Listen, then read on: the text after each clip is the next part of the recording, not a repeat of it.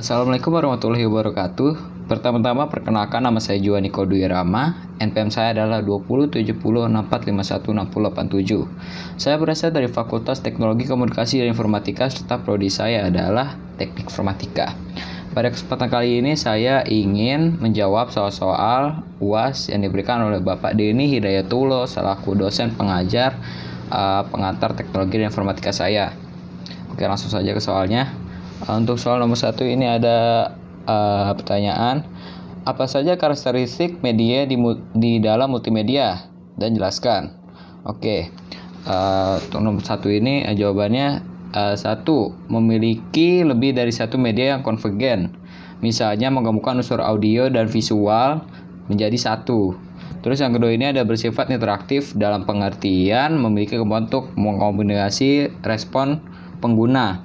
Terus yang ketiga ini bersifat mandiri. Maksudnya bersifat mandiri itu apaan sih?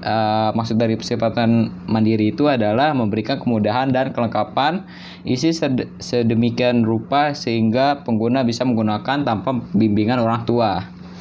Oke, langsung ke nomor 2. Nomor 2 ini ada pertanyaan, jelaskan apa yang dimaksud dengan firewall dan fungsinya. Oke, pertama-tama pengertian dari firewall itu. Arti dari firewall itu kan kalau diterjemahkan dari ke bahasa Indonesia itu kan artinya tembok api ya. Pengertiannya itu sistem keamanan untuk mengelola dan memantau grafik yang masuk atau keluar sehingga tidak ada data yang tidak diinginkan masuk. Fungsinya itu biasanya tuh untuk menangkal kayak virus-virus atau data-data yang kita nggak kenal gitu tiba-tiba termasuk. Nah, untuk mencegahnya itu kita pakai firewall. Terus yang ketiga, jelaskan aspek-aspek keamanan komputer. Oke, aspek dalam keamanan komputer itu ada 3. Nomor 1 itu ada privasi. Apa sih itu privasi? Privasi itu adalah maksudnya ialah suatu data harus rahasia. Jadi personal, cuman kita aja yang tahu, orang lain jangan tahu gitu. Terus yang kedua itu ada integrity. Integrity itu maksudnya ialah suatu data atau informasi jangan sampai diubah. Nah, maksudnya kan ada orang nih ngelihat ada data kita, orang lain bisa lihat, tapi orang lain itu nggak bisa ngubah. Yang bisa ngubah itu administrator atau pemilik itu ya gitu. Terus yang ketiga itu ada availability. Availability itu maksudnya ya suatu data harus tersedia pada saat dibutuhkan. Dengan keamanan yang tepat, aspek availability tentunya dapat dilakukan. Tuh. Terus ada nomor 4. Ada benarkah teknologi informasi menggantikan peranan manusia sehingga akan mengurangi kebutuhan pekerja manusia? Jelaskan argumen Anda. Oke, untuk nomor 4 ini saya rasa kurang ya. Teknologi itu belum sepenuhnya menggantikan manusia. Kenapa?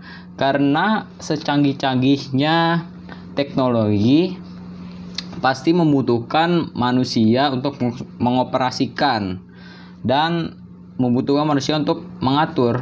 Karena sebaik-baiknya teknologi itu pasti suatu saat itu pasti akan mengalami yang namanya error, rusak, terus cacat. Pasti ada itu. Makanya saya rasa sih belum sepenuhnya menggantikan peranan manusia. Lagian manusia juga ada beberapa pekerjaan yang nggak bisa dilakukan oleh teknologi tapi dan bisa dilakukan oleh manusia. Itu sebenarnya masih banyak sih. Ya. Terus nomor 5, prinsip dasar apakah yang dijadikan acuan teknologi pembelajaran dan apakah tujuan teknologi pendidikan? Oke, prinsip pendekatan sistem berarti bahwa penyelenggara pendidikan dan pembelajaran perlu didesain perancangan dengan menggunakan pendekatan sistem. Dalam merancang pembelajaran diperlukan langkah-langkah prosedur yang meliputi identifikasi masalah, analisis keadaan, identifikasi tujuan, pengolahan pembelajar, penerapan metode, penetapan media evaluasi pembelajaran. Nah, terus tujuan utama dari teknologi pendidikan adalah untuk memecahkan masalah belajar atau memfasilitasikan pembelajaran dan untuk meningkatkan kinerja.